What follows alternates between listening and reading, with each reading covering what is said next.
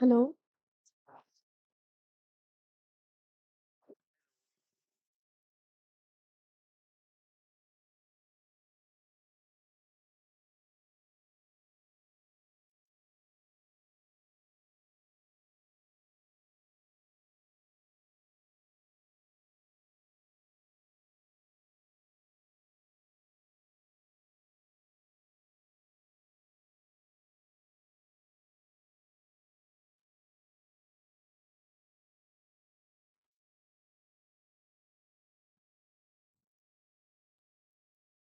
Hello everyone, a very warm good evening to all of you and a very warm greetings to all of you.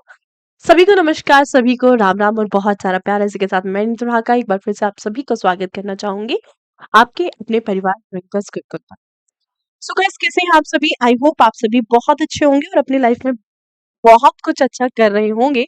सो जल्दी से एक बार से comment section में बता दीजिएगा how are you all guys, कैसे हैं, so that we can start with the session. हम लोग शुरुआत करेंगे आज के सेशन की, जहां पर हम डिस्कस कर रहे होंगे आपका चैप्टर न्यूट्रिशन।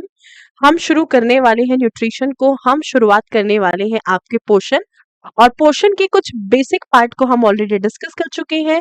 आनंद, very good evening, very good evening. सभी लोग धीरे धीरे जो है कनेक्ट होते चले जाएंगे। चलिए, सभी लोग जुड़ते चले जाएंगे। शुरुआत करते हैं। मैम हो गए फ्री? अब तो क्लास रेगुलर होंगी। हाँ जी आनंद, अब जो है क्लासेस आपकी रेगुलर होंगी। अब आपकी क्लासेस जो है बिल्कुल रेगुलर होंगी। हर एक क्लास, सारी क्लासेस आपकी रेगुलर चलेंगी। चलिए भाई सरकार, let's just start the session. करेंगे सेशन की शुरुआत विदाउट वेस्टिंग एनी टाइम। हम लोग क्या डिस्कस कर रहे थे? हम लोग डिस्कस कर रहे थे कार्बोहाइड्रेट्स। ठीक है भाई। और कार्बोहाइड्रेट्स में हम लोगों ने क्या पढ़ा था? सबसे पहले अगर मैं कार्बोहाइड्रेट की बात करूं, तो कार्बोहाइड्रेट के अंतर्गत हम लोगों ने लास्ट क्लास में देखा था मोनोसेकेराइड्स को। हम लोगों ने किसको डिस्कस किया था? सभी के सभी मोनोसेकेराइड को हम लोगों ने पढ़ लिया है। हम लोगों ने एकल सेकेराइड को देखा था। ठीक है, जिसमें कौन कौन से एकल सेकेराइड थे? तो एकल सेकेराइड की अगर मैं बात करूं, तो हम लोगों ने कुछ एकल सेकेराइड को देखा था। कौन कौन से एकल सेकेराइड थे? सबसे पहले जैसे फॉर एग्जांपल हम लोगों ने ग्लूकोज को देखा। ग्लूकोज के अलावा दूसरा हम लोगों ने पढ़ा था फ्रक्टोज। फ्रक्टोज के अलावा हम लोगों ने तीसरा कौन सा पढ़ा था? ग्लैक्टोज। और ग्लैक्टोज के अलावा चौथा हमने कौन सा पढ़ा था? राइबोज। तो ये चार मोनोसेकेराइड हैं जिनको हम पढ़ चुके हैं, जिनको हम कवर कर चुके हैं। ठीक है, तो जो आज हमें पढ़ने हैं, आज हम पढ़ेंगे डाइसेकेराइड्स को। आज हम बात करेंगे डाइसेकेराइड्स की, द्विसेकेराइड। तो फटाफट से हेडिंग लगा लीजिएगा, डाइसेकेराइड्स, या फिर जिनको हम किस नाम से जानते हैं? द्विसेकेराइड के नाम से जानते हैं।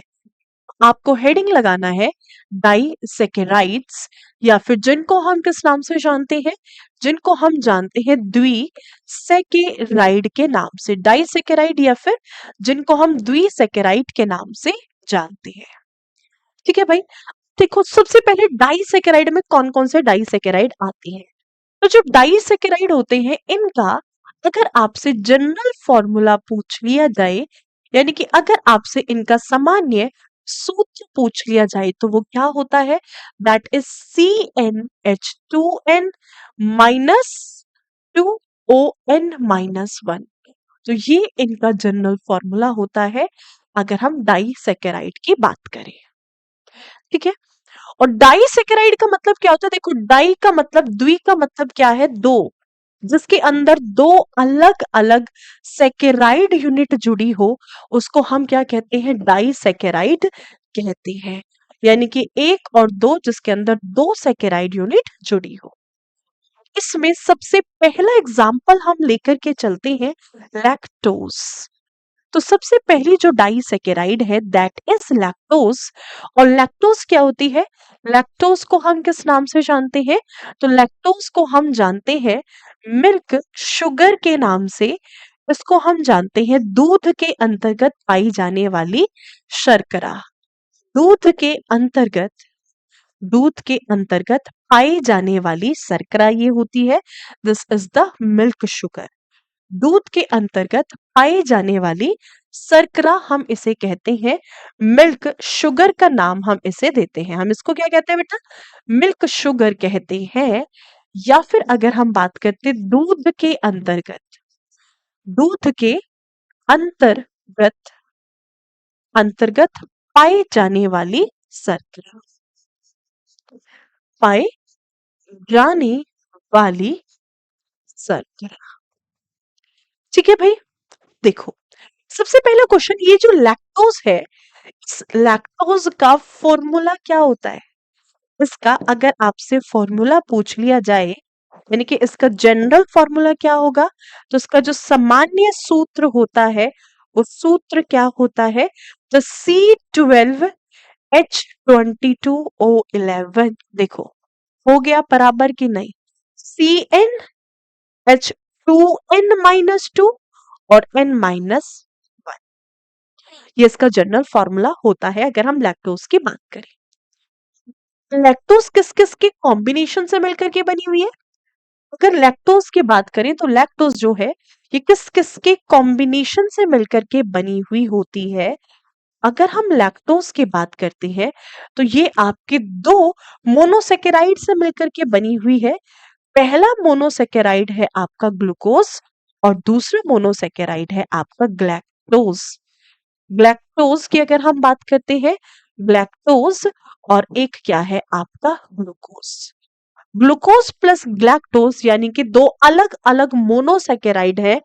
एक मोनोसेकेराइड कौन सा है? यहाँ पर ग्लूकोज है, और दूसरा मोनोसेकेराइड कौन सा है? यहाँ पर ग्लैक्टोज है। तब ये दो अलग अलग मोनोसेकेराइड एक साथ जुड़े, इन्होंने मिलकर के एक डाइसेकेराइड लैक्टोज का निर्माण कर दिया। समझे? देखो यहाँ पर जो लैक्टोज है, लैक्टोज का फॉर्मूला क्या है? तो सबसे पहले लैक्टोज का फॉर्मूला बना कैसे?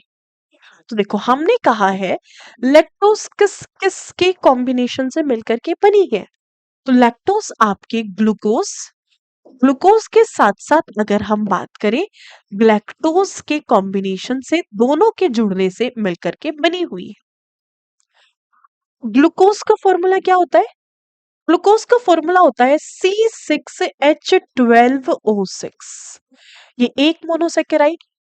ग्लैक्टोज का फॉर्मूला क्या होता है? C6H12O6, ये दूसरा मोनोसेकेराइड। ठीक है, कभी भी तब दो कार्बोहाइड्रेट के मॉलिक्यूल एक दूसरे के साथ जुड़ते हैं, कभी भी तब दो मॉलिक्यूल एक दूसरे के साथ जुड़ते हैं, तो यहां पर क्या होता है? यहां पर डिहाइड्रेशन होता है। डिहाइड्रेशन का मतलब क्या है? इस अवस्था में निर्जलीकरण होता है, और निर्जलीकरण होगा तो इसका मतलब क्या है? यहां से एक वाटर का मॉलिक्यूल, एक जल का कण बाहर निकल जाता है। यहां पर जो है आपका एक वाटर मॉलिक्यूल जो है वो बाहर निकलता है, एक वाटर मॉलिक्यूल बाहर निकल जाता है। ठीक है, तो एक वाटर मॉलिक्यूल जो है यहां से एलिमिनेट हो जाता है। कभी भी दो कार्बोहाइड्रेट एक दूसरे के साथ जुड़ते हैं तो इनके बीच में किस तरीके के बॉन्ड बनते हैं? तो इनके बीच में जो बनने वाले बॉन्ड है उसको हम क्या कहते हैं? ग्लाइकोसिडिक बॉन्ड के नाम से हम जानते हैं।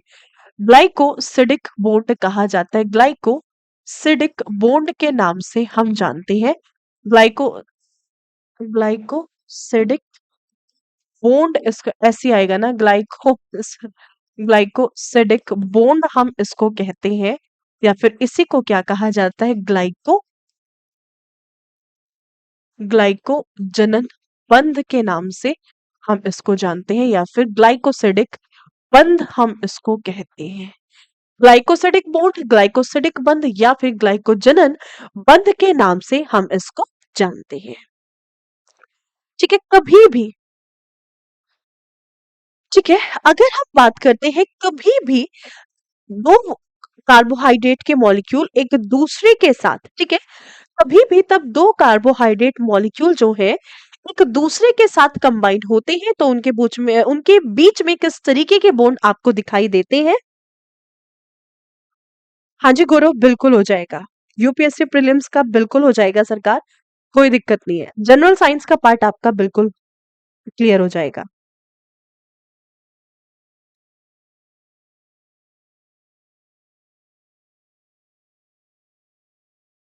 ठीक है, तो इसके अंदर क्या होता है, ग्लाइकोसिडिक बॉन्ड आपको देखने को मिलेंगे, ग्लाइकोसिडिक बंध आपको देखने को मिलते हैं।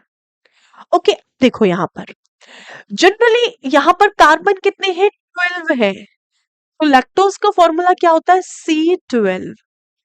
हाइड्रोजन कितने होने चाहिए थे, 12 और 12 24 होने चाहिए थे, बट इसमें जनरल फॉर्मूला क्या था, 2n-2। तो 12 दूनी 24 -2, यानी कि हाइड्रोजन कितने, तो 2 हाइड्रोजन बाहर निकल गए, तो कितने, 22। और ऑक्सीजन कितने होने चाहिए थे, 6 और 6 12, ऑक्सीजन कितनी रह गई है, 11। ऐसा क्यों हुआ, क्योंकि यहां से एक वाटर मॉलिक्यूल बाहर निकल गया है, एक वाटर मॉलिक्यूल एलिमिनेट हो गया है। समझे, तो लैक्टोज का फॉर्मूला क्या बना, C12H22O11। और ग्लाइकोसिडिक बॉन्ड तब बने इस समय पर निर्जलीकरण हुआ, डिहाइड्रेशन हुआ, और एक जो जल का कण था वो इस रिएक्शन से, वो इस अभिक्रिया में बाहर निकल गया, इसलिए इसका फॉर्मूला क्या बना, C12H22O11। ठीक है, लैक्टोज को हमने क्या कहा था, मिल्क शुगर कहा था, दूध के अंतर्गत पाई जाने वाली शर्करा। आपसे क्वेश्चन पूछा जाए कि जो लैक्टोज है ये कहाँ पर पाई जाती है, तो लैक्टोज शुगर के सोर्सेस क्या होंगे, इसके स्रोत क्या होंगे। तो अगर आपसे स्रोत पूछ लिए जाएं, तो इसके जो स्रोत होंगे, या तो ये किसके अंदर है, दूध के अंदर है। दूध के अलावा ये दुग्ध उत्पाद, जितने भी दुग्ध उत्पाद होते हैं, जितने भी मिल्क प्रोडक्ट्स होते हैं, सभी के सभी मिल्क प्रोडक्ट्स के अंतर्गत ये आपको देखने को मिलती है। It is found inside the milk products.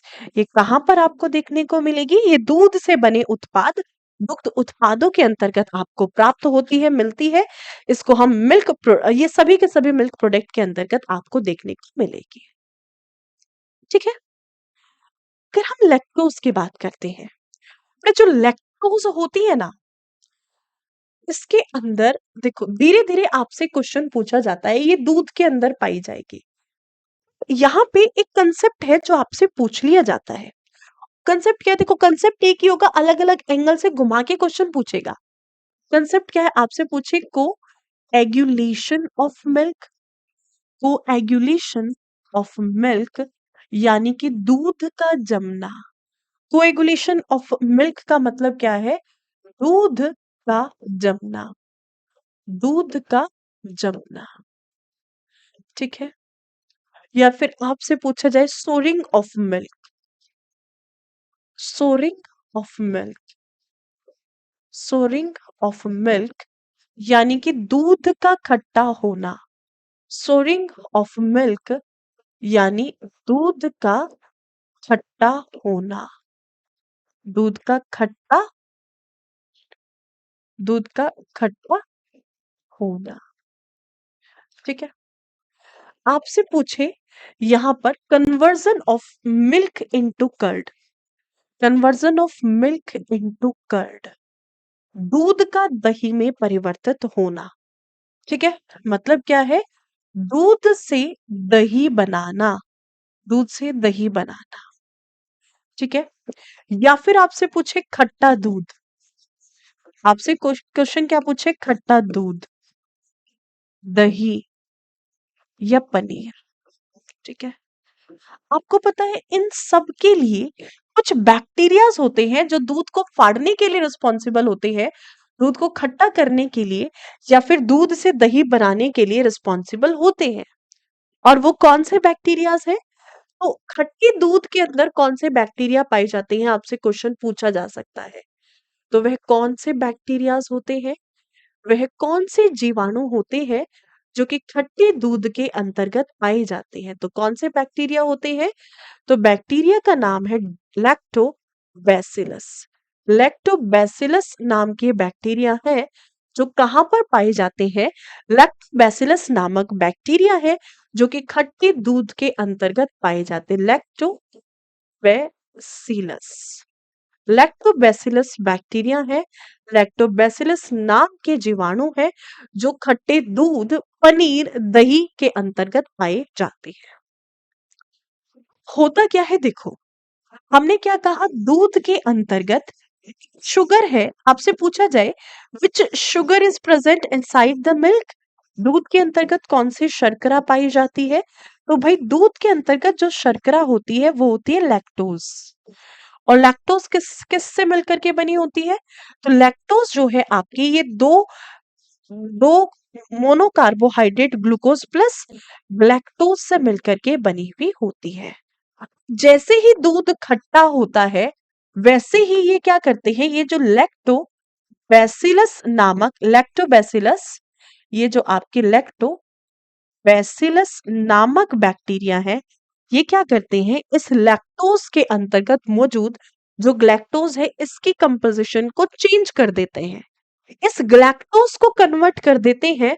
और इस लैक्टोज की कंपोजिशन किस में चेंज हो जाती है, तो ये लैक्टोज जो है ये एक एसिड के अंदर कन्वर्ट हो जाती है, ये एक अम्ल के अंतर्गत प्रवर्तित हो जाती है। और ये अम्ल कौन सा होता है, दैट इज लैक्टिक एसिड। ये किस में परिवर्तित हो जाती है, लैक्टिक एसिड, या फिर ये आपकी परिवर्तित हो जाती है लैक्टिक अम्ल के अंतर्गत। किसमें, लैक्टिक एसिड या फिर किसमें, ये आपके लैक्टिक अम्ल के अंतर्गत परिवर्तित हो जाती है। ठीक है, मीट आपको एप्लीकेशन पर ही मिलेगी, एप्लीकेशन पर ही आपको मिल जाएगी। ओके, बिल्कुल लैक्टोबैसिलस बैक्टीरिया होते हैं, बिल्कुल सही बात है।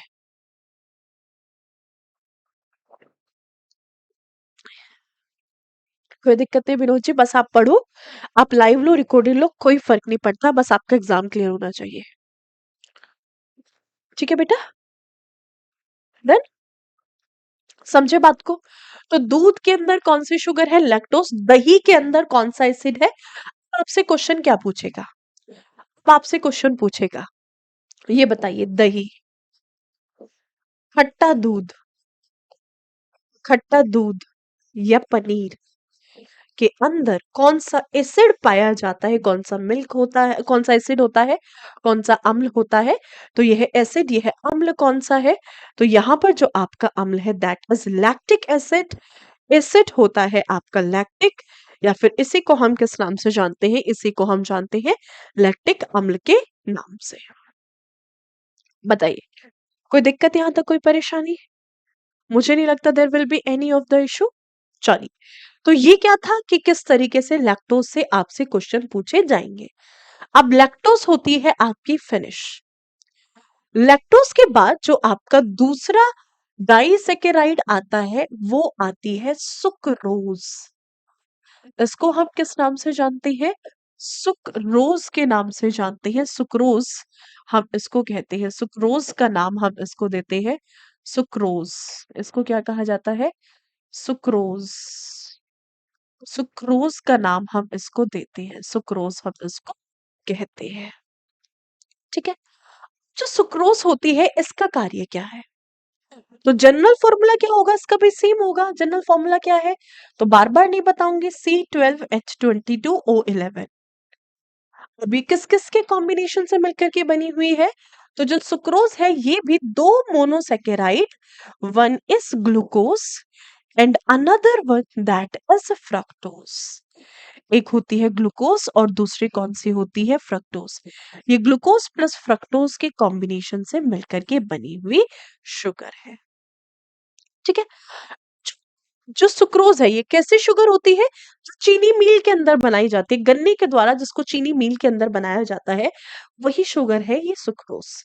फॉर्मूला क्या है सुक्रोज का, C12H22O11। किस किस के कॉम्बिनेशन से बनी है, ग्लूकोज प्लस फ्रक्टोज कॉम्बिनेशन से मिलकर के बनी हुई होती है। अब इसको किस नाम से जाना जाता है, तो इसका उत्पादन किससे होता है, केन से, शुगर केन से होता है। इसको केन शुगर के नाम से जाना जाता है। ठीक है, केन शुगर का मतलब क्या है, गन्ने से प्राप्त होने वाली, गन्ने से प्राप्त होने वाली शर्करा, होने वाली शर्करा ये होती है, गन्ने से प्राप्त होने वाली शर्करा। इसके बाद अगर हम बात करते हैं, इसी को ही किस नाम से जाना जाता है? इसी को ही जाना जाता है हाउस होल्ड शुगर के नाम से। हाउस होल्ड शुगर, हम अपने घरेलू उपयोग में जिस चीनी को यूज में लेते हैं वो कौन सी होती है? घर में जिसको हम यूज में लेते हैं, घरेलू उपयोग। तो बेटा घरेलू उपयोग में ली जाने वाली जो शर्करा है वो भी कौन सी होती है? सुक्रोज होती है। इसी को एक और नाम दिया जाता है। इसी को हम किस नाम से जानते हैं? इसी को हम टेबल शुगर के नाम से जानते हैं, है ना? मेद शर्करा नहीं है, इसको टेबल शुगर इंग्लिश में कहते हैं। तीसरा, इसी को हम किस नाम से? इसी को हम कॉमन शुगर का नाम देते हैं, यानी कि इसी को क्या कहा जाता है? इसी को ही आपका सामान्य शर्करा कहा जाता है। ठीक है। और एक बहुत इंपॉर्टेंट पॉइंट, ये जो सुक्रोज होती है इसका उत्पादन गन्ने से तो होता है, बट अगर हम विश्व की बात करें, पूरे विश्व के अंतर्गत इसी सुक्रोज का 25 से 27% जो उत्पादन होता है, जो कि सबसे अधिक, सुक्रोज का सबसे अधिक 25 से 27% तक जो उत्पादन है, ये किसके माध्यम से किया जाता है? ये बीट रूट से किया जाता है। बीट रूट का मतलब क्या है? बीट रूट का मतलब है चुकंदर से किया जाता है। तो ध्यान रखिएगा, सुक्रोज का, जिस चीनी को हम अपने घरों में इस्तेमाल में कर लेते हैं, ठीक है, वो तो गन्ने से बनी हुई है। बट आप कभी होटल गए, आप कभी रेस्टोरेंट गए, आपको जो वो क्यूब्स मिलती है, वो जो शुगर की क्यूब मिलती है, या फिर जो पैकेट में जो वो चीनी मिलती है, उसका जो उत्पादन है अक्सर वो किससे होता है? बीट रूट से होता है, चुकंदर से होता है। तो सुक्रोज का उत्पादन सिर्फ गन्ने से ही नहीं, चुकंदर से भी किया जाता है। और विश्व में सबसे अधिक सुक्रोज का उत्पादन किससे होता है? बीट रूट से, चुकंदर से होता है, और उसके बाद आता है गन्ने से। तो सबसे ज्यादा किससे होता है? बीट रूट से। और बीट रूट के बाद कौन आता है? बीट रूट के बाद आता है शुगर केन की अगर हम बात करें। तो चीनी मिल के अंतर्गत कौन से शुगर बनाई जाती है? सुक्रोज बनाई जाती है। समझे बात को? चलिए मैम, न्यूट्रिशन क्लास वन में वॉइस प्रॉपर नहीं है, तो न्यूट्रिशन क्लास वन या तो मुझे फिर से लेनी पड़ेगी, मैं उसका जो भी कंटेंट है एक बार मैं देखती हूँ, मैं उसको फिर से रिकॉर्ड करके अपलोड करवा देती हूँ। मैं न्यूट्रिशन वन की जो क्लास है एक बार उसका कंटेंट देख करके कि क्या क्या चीजें मैंने आपको उस क्लास में पढ़ाई है, उसको मैं रिकॉर्ड करके फिर से अपलोड करवा देती हूँ। ठीक है भाई? हाँ जी सरकार। चले बढ़े आगे।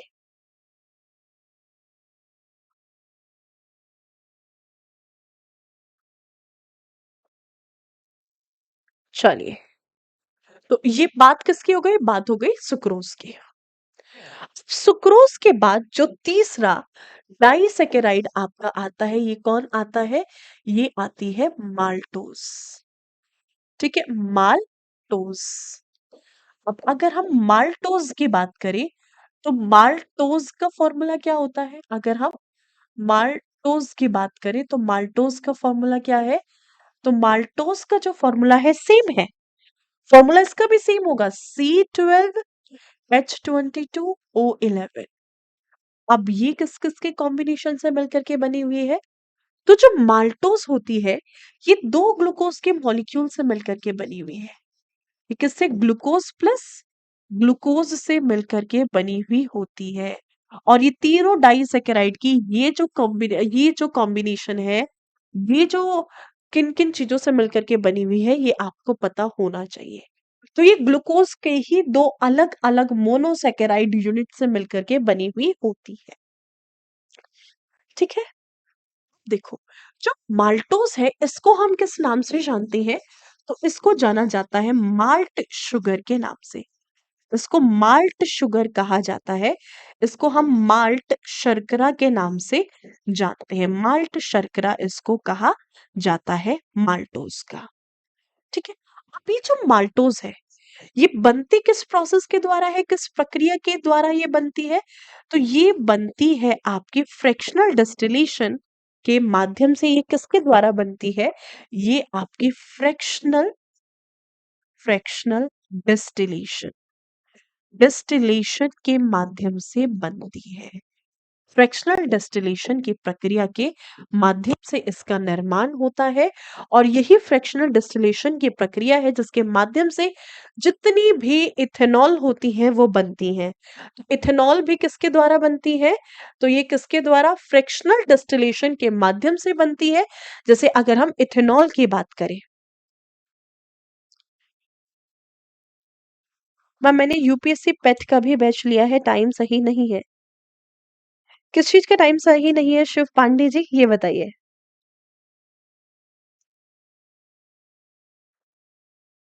गुरु कह रहे आप पढ़ा रहे हो प्रीलिम्स पूरा हो जाएगा या किताब लेनी पड़ेगी? किताब लेने की कोई जरूरत नहीं है, जीएस में आप किताबें कम लो। जीएस में नोट से ज्यादा पढ़ो, किताबों के पीछे थोड़ा। किताब पढ़नी है स्टैटिक जीके की किताबें पढ़ो, ठीक है? किताबें जो पढ़नी है स्टैटिक जीके की पढ़नी है। किताबों में आपको प्रीवियस ईयर क्वेश्चन लगाने हैं। कंटेंट कभी भी जीएस के लिए कंटेंट की किताबें मत खरीदो, प्रीवियस ईयर खरीदो, वन लाइनर खरीदो अगर खरीदनी है, और नोट्स नोट से पढ़ो, ठीक है?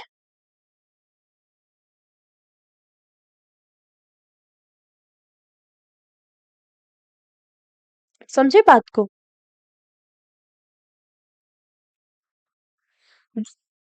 चलिए, तो किसके द्वारा? फ्रैक्शनल डिस्टिलेशन के द्वारा, यानी कि कहने का मतलब क्या है? आंशिक आश्वन। इसको हम किस नाम से? आंशिक आश्वन के नाम से जानते हैं। आंशिक आश्वन का नाम हम इसको देते हैं। आंशिक आश्वन की प्रक्रिया होती है जिस प्रक्रिया के माध्यम से इसका निर्माण किया जाता है। इसी प्रक्रिया के माध्यम से क्या बनता है? इथेनॉल बनता है, ठीक है? इसी प्रक्रिया के माध्यम से C2H5OH यानी कि अल्कोहल की फॉर्मेशन भी होती है, ठीक है? तो जो माल्ट शुगर होती है, माल्टोस होती है, देखो इसके अंदर दो ग्लूकोज है। एक ग्लूकोज को हमने क्या कहा था? Instant source of energy. दो ग्लूकोज है तो ये डबल पावर पैक हो गया कि नहीं हो गया? तो आपने देखी होगी इसको, ये कहाँ पर पाई जाती है? तो माल्टोज है, अक्सर ये पाई जाती है सभी के सभी एनर्जी ड्रिंक्स के अंतर्गत। जितनी भी एनर्जी ड्रिंक्स होती है, सभी एनर्जी ड्रिंक्स के अंतर्गत आपको माल्टोज देखने को मिलेगी, ठीक है? जैसे ये किसमें पाई जाती है? सबसे ज्यादा ये रेड वाइन के अंदर होती है। सबसे हेल्दी भी हमारी बॉडी के लिए क्या होती है? रेड वाइन होती है, ठीक है? इसके अलावा अगर आप रेड बुल वगैरह लेते हो, उन सब में भी क्या होता है? उन सब के अंदर भी माल्टोज होती है। तो इसीलिए जो एनर्जी ड्रिंक होती है उसके ऊपर लिखा होता है डबल पावर पैक, ठीक है? तो ये क्या है? डबल पावर पैक है। दो इंस्टेंट सोर्स है एनर्जी के इसके अंदर, जो तुरंत हमें एनर्जी देते हैं, उसके दो सोर्स इसके अंतर्गत मौजूद है, तो उसको हम डबल पावर पैक के नाम से जानते हैं। तो ये हमें दोहरी ऊर्जा देता है, हमें दोहरी शक्ति देता है, ठीक है? तो इसको हम फ्रैक्शनल डिस्टिलेशन या फिर इसको किससे? आंशिक आश्वन के नाम से जानते हैं। इसको हम किसके नाम से जानते हैं? इसको हम जानते हैं आंशिक आश्वन या फिर फ्रैक्शनल डिस्टिलेशन से।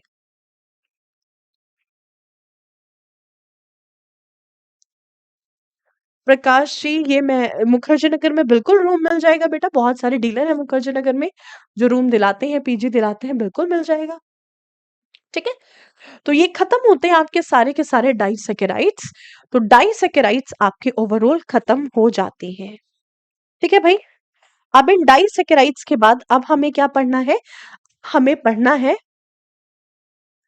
देखो, हमें क्या पढ़ना है? हमें पढ़ना है पॉलीसैकेराइड्स।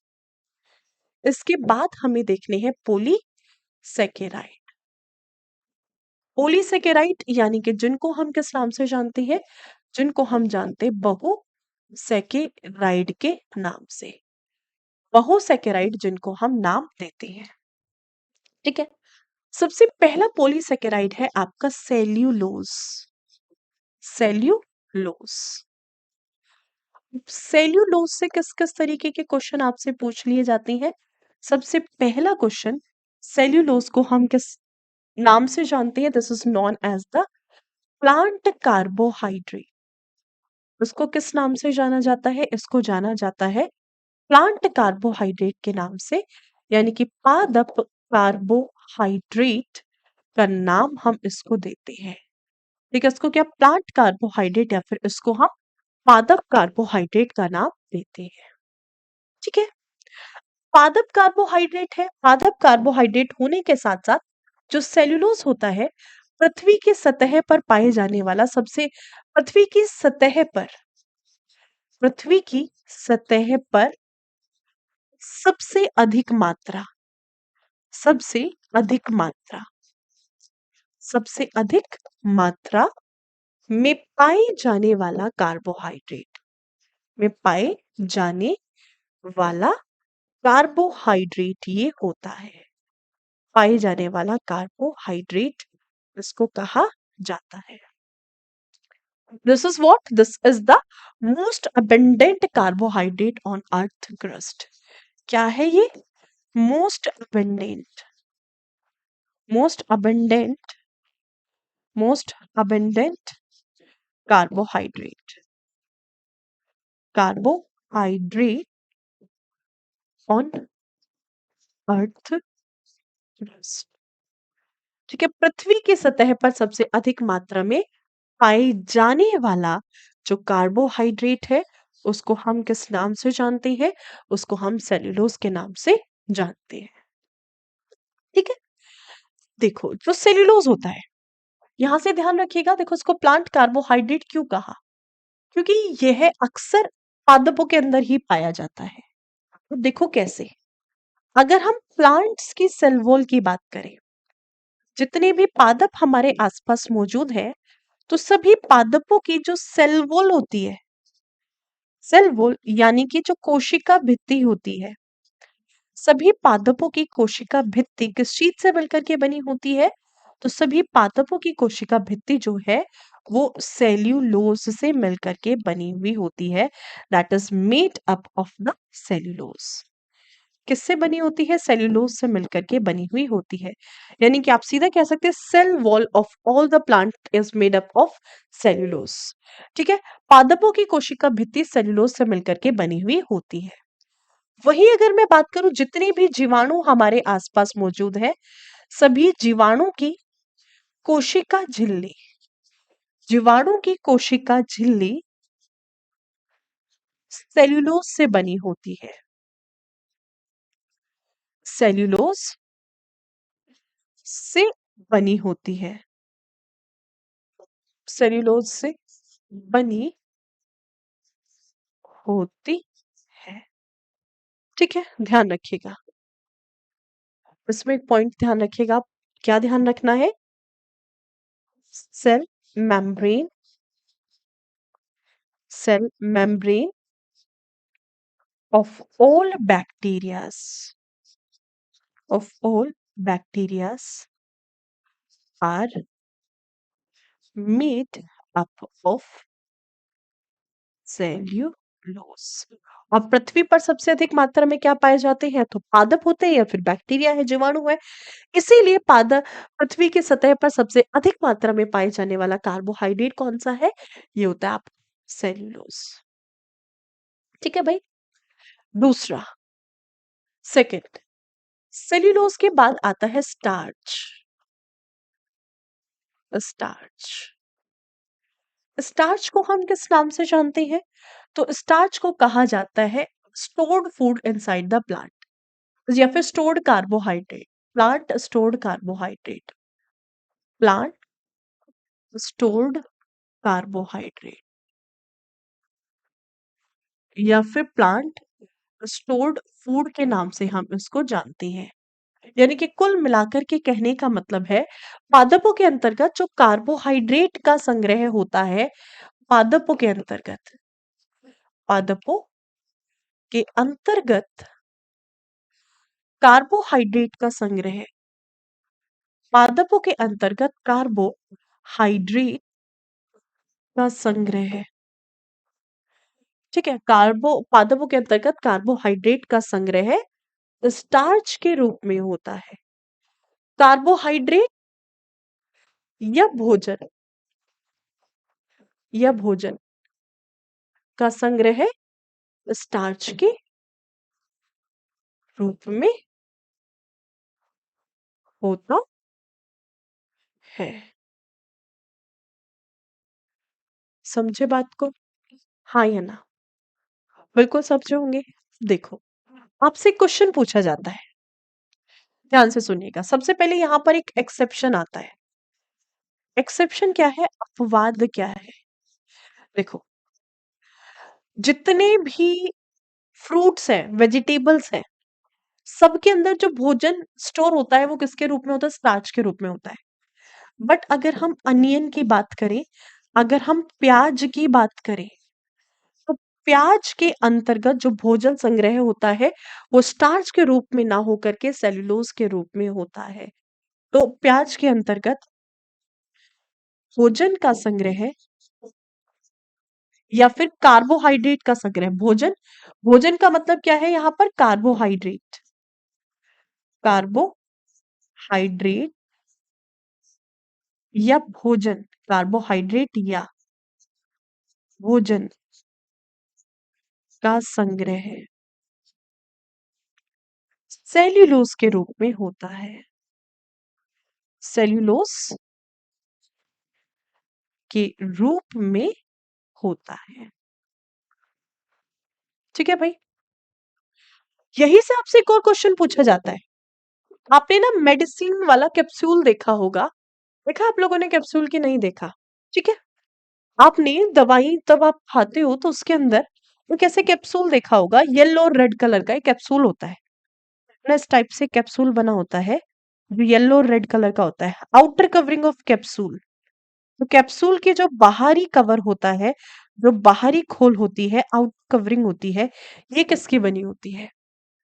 आपसे पूछा जाए आउटर कवरिंग ऑफ कैप्सूल किस चीज से मिलकर के बनी हुई होती है? So this outer covering is made up of the starch. लगती है ना जैसे प्लास्टिक की बनी हुई हो। तो उसमें दूसरा पॉइंट आपको लिखना है, outer covering, outer covering of capsule is made up of the starch, made up of the starch। यानी कि कैप्सूल का जो बाहरी कवर होता है, ये बाहरी खोल स्टार्च से मिलकर के बना हुआ होता है। ठीक है, नाउ तीसरा पॉइंट, ग्लाइकोजन। ग्लाइकोजन, ग्लाइकोजन को हम किस नाम से जानते हैं? ग्लाइकोजन, देखो पादपों के अंतर्गत जो भोजन का संग्रह होता है या फिर कार्बोहाइड्रेट का संग्रह होता है वो स्टार्च के रूप में होता है। जंतुओं के अंतर्गत जो कार्बोहाइड्रेट का संग्रह होता है, तो आप सीधा कह सकते हो this is the animal stored carbohydrate, animal stored carbohydrate. ठीक है, जंतुओं के अंतर्गत स्टोर होने वाला कार्बोहाइड्रेट या फिर भोजन कौन है? तो जंतुओं के अंतर्गत जब भोजन का संग्रह होता है या फिर कार्बोहाइड्रेट का संग्रह होता है वो ग्लाइकोजन के रूप में होता है। ठीक है, जंतुओं के अंतर्गत, जंतुओं के अंतर्गत कार्बोहाइड्रेट का संग्रह, कार्बोहाइड्रेट या भोजन का संग्रह, भोजन का संग्रह ग्लाइकोजन के रूप में होता है, ग्लाइकोजन के रूप में होता है। बताइए, समझे इस बात को? यस और नो? Is it clear? ठीक है, येलो रेड टाइप का जो होता है, समथिंग लाइक दैट। तो भाई इसका संग्रह किस रूप में होता है? तो जो ग्लाइकोजन का संग्रह है, भोजन का संग्रह जो होता है ग्लाइकोजन के रूप में होता है। और ये ग्लाइकोजन का स्टोरेज कहाँ कहाँ पर होता है? तो ये हम पढ़ चुके हैं ऑलरेडी। किसके अंदर? डाइजेस्टिव सिस्टम के अंदर। कहाँ कहाँ पर होता है? हमने पढ़ा था लिवर, यकृत के अंतर्गत होता है, हमारी मसल्स के अंदर होता है, हमारी मांसपेशियों के अंदर होता है। और बेटा मांसपेशियों के साथ साथ दूसरा कहाँ पर होता है? मांसपेशियों के साथ साथ अगर मैं बात करती हूँ, ये होता है हमारा स्मॉल इंटेस्टाइन, यानी कि कुल मिलाकर के अगर हम कहें हमारी छोटी आंत के अंतर्गत, स्मॉल इंटेस्टाइन या फिर कहाँ पर? हमारी छोटी आंत के अंतर्गत होता है ग्लाइकोजन का संग्रह। ठीक है भाई, तीसरा, अब ग्लाइकोजन के अलावा कौन आता है? एक और आता है फोर्थ, दैट इज काइटिन, जिसको हम किस नाम से जानते हैं? काइटिन के नाम से जानते हैं। एक चीज ध्यान से सुनिएगा। देखो बेटा, जो काइट होता है, काइटिन को हम कार्बोहाइड्रेट के नाम से जानते हैं। इसको एक नाम दिया जाता है, क्या कहा जाता है? Insect carbohydrate. देखो, जैसे ग्लाइकोजन को एनिमल कार्बोहाइड्रेट।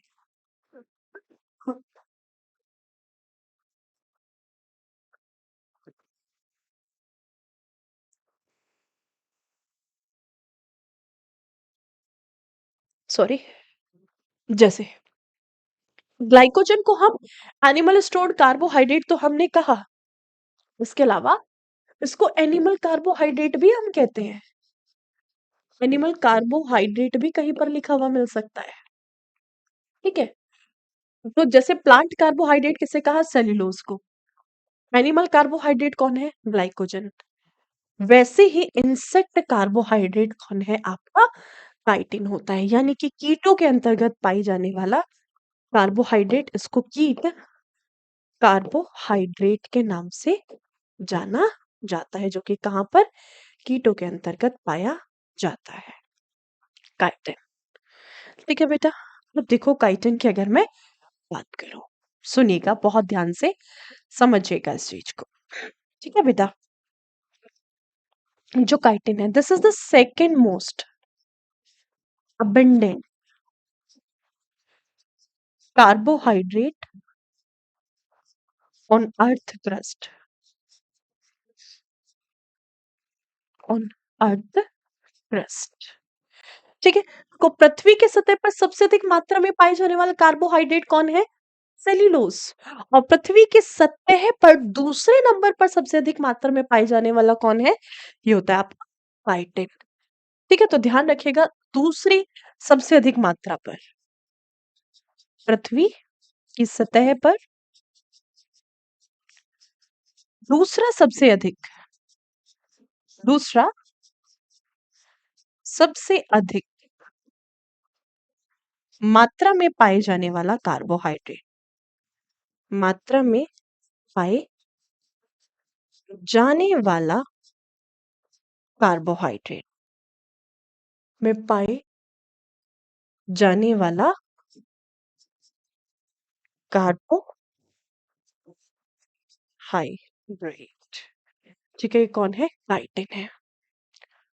ठीक है, अब आपको पता है, हमने पढ़ा था फंगस, अगर कवक की बात करें, कवक की कोशिका भित्ति, यानी कि कवक की सेल वॉल, और जितने भी इंसेक्ट्स हैं हमारे आसपास, जितने भी कीट हैं, सभी कीटों की सेल मेम्ब्रेन, सेल मेम्ब्रेन यानी कि प्लाज्मा मेम्ब्रेन, इसी को हम किस नाम से जानते हैं? इसी को हम जानते हैं कोशिका झिल्ली या फिर प्लाज्मा झिल्ली। तो जितने भी इंसेक्ट हमारे आसपास मौजूद है, उनकी जो सबसे बाहरी झिल्ली होती है, जिसको कोशिका झिल्ली या फिर प्लाज्मा झिल्ली के नाम से जानते हैं, वो काइटिन से बनी होती है। और कवक की जो सेल वॉल होती है, यानी कि कवक की जो कोशिका भित्ति होती है, कोशिका भित्ति किस चीज से मिलकर के बनी होती है? कोशिका भित्ति आपकी काइटिन या फिर चिटिन, इसको हम नहीं कहते हैं, काइटिन से मिलकर के बनी हुई होती है। ठीक है, डन। कीट का अध्ययन क्या कहलाता है? कीट का अध्ययन कहलाता है आपका, बताइए क्या कहेंगे हम कीट के अध्ययन को? Entomology. That is known as entomology. ठीक है भाई।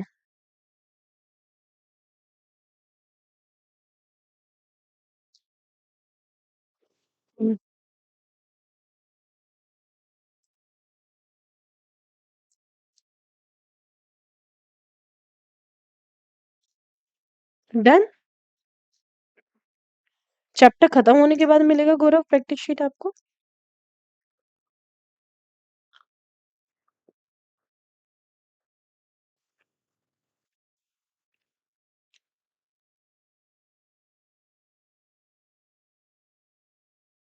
चलिए, दैट्स ऑल फॉर